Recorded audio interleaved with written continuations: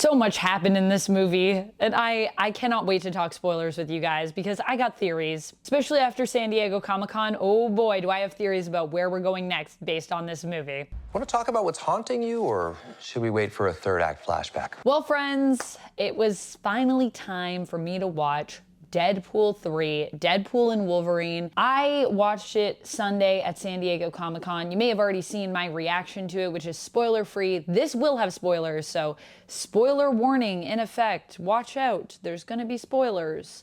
Only watch this if you are cool with that.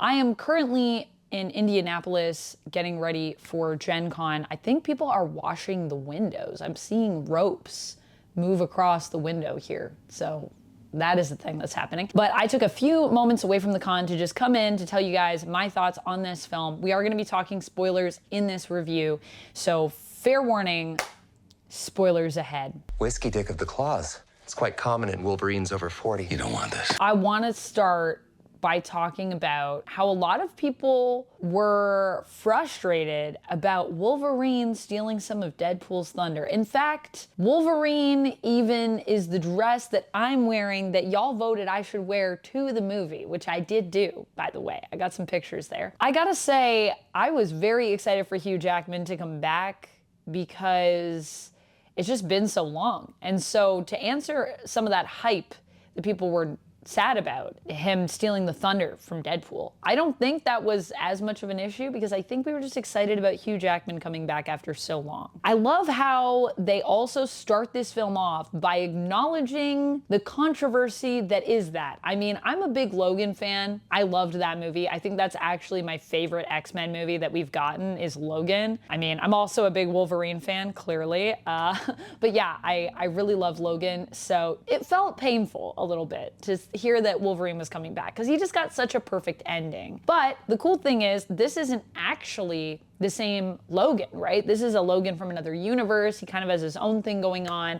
I really liked what Hugh Jackman did with him in terms of making him this more kind of what I would say OG Logan in the X-Men is like. Like, this is a guy who is tough as nails, who never really found his family in the same way. Or he found it a little too late and he let down his family. It's cool that we get a different version of Wolverine. It's definitely cool that we get the costume. Very exciting. Very cool to see Hugh Jackman like that. Also, Hugh Jackman's still completely ripped, can we just say. So jacked. He is the jacked man. He looks amazing in this film. But at the same time, they acknowledge this right off the bat, this idea that like, yeah, this isn't that Logan, and I know it's like, is this disrespectful? How are we gonna get through this movie, Deadpool asks at the beginning, without disgracing, you know, the memory of Logan? And he's like, I don't think we are. And then the opening credits scene is all Deadpool fighting TVA agents with Logan's skeleton, because Logan and he are from the same Earth. I also love that they put them both on the same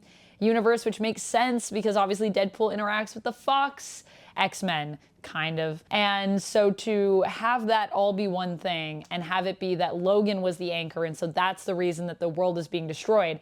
I gotta give props to the story. I have a little bit of beef with this story, which I'm gonna get into in a moment. But the thing that I wanna say is that I love that the story took this to places that I wasn't expecting. I thought I knew what the whole plot of this movie was going to be. I did not know what the whole plot of this movie was going to be. I didn't think that it was going to be that Deadpool's reality was getting destroyed because Logan was actually the anchor character, and now that he was gone, it was being erased. I figured the TVA were going to be the real villains, which kind of was the case. But then I was like, how are they going to rectify that with the fact that the TVA is supposed to be good at the end of Loki? And they even found a way to do that by making it a sort of rogue agent with Paradox at the TVA sort of doing his own thing and saying, no, I know the better way to deal with these problems. So I thought that was super cool that we just did something totally different with it, in the sense that we knew where it was going, but we didn't really know how we were getting there. It kind of reminds me of House of the Dragon and how there's a lot of plot points I know for that, but it's always like the journey that I find to be so fun and so entertaining. And a lot of that is also in how you present these characters and how you capture them. And that is something that I thought they did beautifully in this film. Perfectly, I would say. Perfect characterizations. Everyone is really just embodying who this character is at their core and clearly understands the characters they're playing. And I think Ryan Reynolds is a huge part of that. And I have to give a big shout out to Ryan, who this wouldn't be possible without him. He really did fight for this character to get a movie. He's wanted to be Deadpool for so long, and it's clear that he has such a love for Wade Wilson and really understands what he's about. The goofiness of him, the sadness of this character, the tragedy of this character, and also just the fun of this character, the whimsy, the ability to do pretty much anything, even if it sounds impossible. This is like, I mean, so off the wall, and I just feel like a lot of that is coming from Ryan Reynolds in a beautiful way. I mean, Ryan also even got to pal around with the Deadpool Corps as Wade, which the fact that we got Deadpool Corps in this is crazy. All of the hilarious stuff with Nice Pool and Dogpool was perfect. I also loved how they were able to pay homage to the comics without it being like a literal copy of the comics. We did obviously get Blake as Lady Deadpool. I love that they made these little references too for people that have been following along. Like, you know, when Nice Pool says that Lady Deadpool looks amazing and she just had a baby, obviously I was like, oh, it is gonna be Blake. And then you can hear her voice, it is her. But they also never did like a shameless unmask. And I love that it's like, if you know, you know. And for those that don't know, that's who that was. So it wasn't a big point. It was just a little flourish. Like I said, the attention is really in the details in this film, and it extends beyond just the story. It really is just, and even the way that they present their cast at times. We got all of the fun Deadpool in this. So many, I mean, I don't think I saw a panda pool, so that was a little sad about that. There were some pools that I didn't see, but I also feel like the cool thing about this is it is a film that there's so much in it, there's so much that's happening, and it's all happening so fast that I'm very excited to go back and look for all the little Easter eggs that I know are in there. There were some that I got and some that I missed, and honestly, that could be its own video, but I need to be able to comb through it. That's the one thing that I can't really do when I'm in a theater. So yeah, I did see a lot of little things, but I know there's more in there. And it is a film that already feels like I would rewatch this. I feel like it's just going to be a fun comfort film. Kind of like how the first Deadpool and second Deadpool are, honestly. I feel like you can go back to those movies at any time, and they're just a fun story. They make you laugh, they make you feel good, and Deadpool is a character that that's, I think, the reason why Deadpool is so popular, you know? It's just a character that at any time can be really fun for people to return to and explore. And there's a lot going on with Deadpool. Like, he isn't just jokes. Like, we also explore that in this. One thing I want to say is I love how Ryan is able to, as Deadpool, change on a dime from being goofy to being really emotional. All of that as well comes from not only his acting ability, but also the music. The music in this is actually really good. Oh, no, there's a cable coming down from the top. What are they doing out there, guys? What are they doing? Some crazy stuff is happening. Okay, well, I'm just not gonna worry about that. If I see anyone shimmying down the window, I'll wave to them though. I feel like Ryan's acting ability really shines here and makes the film just that much better, to be honest with you. And I don't know how much of the stunts Ryan does. I don't think he does a lot of them, because, you know, when you're in a suit, you could definitely get someone to step in. And even when you're not in a suit, you could get someone to step in. It's all about how you shoot it. But all of the people that worked on the stunts and the fighting in this were amazing. I'm sure Ryan still did some of it. I'm sure Hugh Jackman did some of it. And for everyone else that was also involved, all of our stunties, you crushed it. The fight sequences in this, especially the ones with Deadpool and Wolverine, are amazing. That initial fight sequence with Deadpool versus all the TVA agents, everyone involved in that did such a good job. I thought I knew what was gonna happen in that sequence. I thought I knew with the TVA being fought, but boy, we knew nothing. The fact that he's using Logan's bones to kill them is horrifying and fascinating. I love how Deadpool can be so gross and so funny at the same time as well. I think that's really interesting. But like I said, it's not just about these core characters that are perfectly embodied. It also has to do with some of the extra characters that we get. And that being some of the people that are also on kind of our, I don't know what we want to call this, kind of like an alternate Midnight Suns or Exiles team, I guess. It's like a multiversal team that exists in the wasteland where everyone, when they get pruned on the TVA, goes to, where Eliath is, and we got some pretty surprising people. We got Channing Tatum as Gambit, who never got to be Gambit. That was a whole project that they were trying to do for a while and that just never took off. And I gotta say, hearing Channing Tatum do a Cajun accent, I can kind of see why, but that was also part of the joke. So I feel like, you know, if we actually gave Channing Tatum like a dialect coach and spent more time on that, he probably would be a pretty okay Gambit. There's some stuff that he does in this and some lines that he says that I actually felt like, let's ignore the dialect part, but just the delivery and some of the ways that he carries himself, I actually felt kind of Gambit. I also like that he went with the full headpiece. I gotta respect that. We got Jennifer Garner's Elektra. I was never expecting to see Elektra again. That was pretty cool. We also got Blade. The Blade. I was not expecting us to see Blade in this. I was thinking if we saw Blade in this, there might be some acknowledgement to the fact that we're getting another Blade film, or like maybe we'd see the new Blade, but nah. I heard Blade rumors, but I just thought they were gonna do something totally different than what they did. So that even surprised me, even though I had heard whisperings about it. And of course, the one that we saw in the trailer, we got X-23. Yeah, we got Laura Kinney in here. Lovely to see her. I hope that some of these characters get to survive in some way. That is one thing that I'm kind of sad about. Even Cassandra Nova. I mean, Cassandra Nova, I loved the way that she was played. Gosh, just one, I never thought Cassandra Nova could be so hot. She's so crazy though, it makes sense. Crazy people are, I think, inherently hot in some way.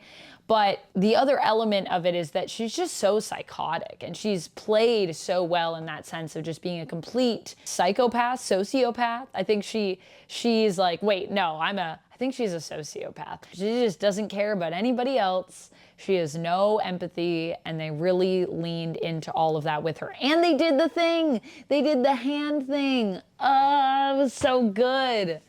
Oh, that was the moment that I was like, okay, I must bow down to you as a comic book fan. I must take a bow, because that was really cool that they just went for it. Did they overdo it? Maybe. But was it still gross? You bet it was. And it was definitely really cool to see. And I am sad that Cassandra kind of gets burned up in this. But you know, it is Cassandra Nova, so just because we think she's gone and she's atomized doesn't mean that she is atomized, because goodness knows she can come back from pretty much anything, Cassandra Nova.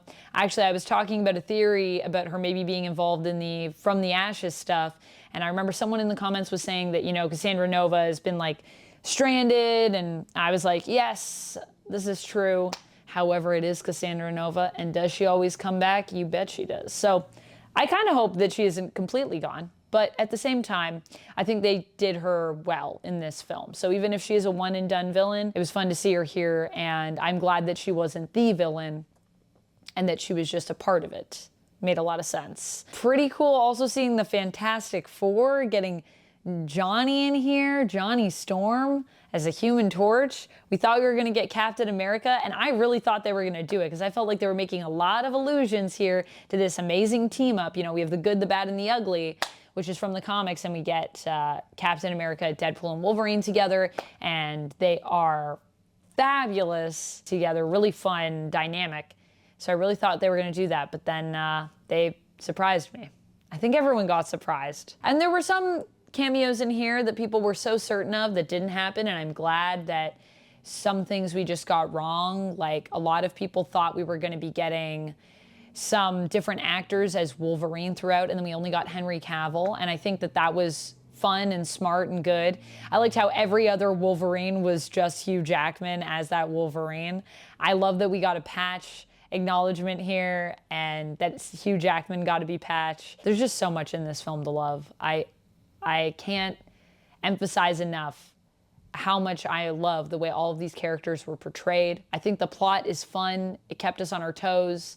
I do wish that the plot didn't feel like it was kind of taking a backseat to some of the character stuff. I wish that that had been a little bit more well integrated, I guess. But at the same time, I mean, I don't think the plot is what we're really about here. You know, this is Deadpool and Wolverine. It's really about these characters, the way they relate to each other, the way they interact with the world. And it's about, you know, family, I think, and finding the people that you care about and being a hero, stepping up. And I think Deadpool does that in a lot of ways. It was a fun story for him in terms of his character evolution, and yet in some ways it felt very familiar and very comforting in how similar it was in terms of the tone.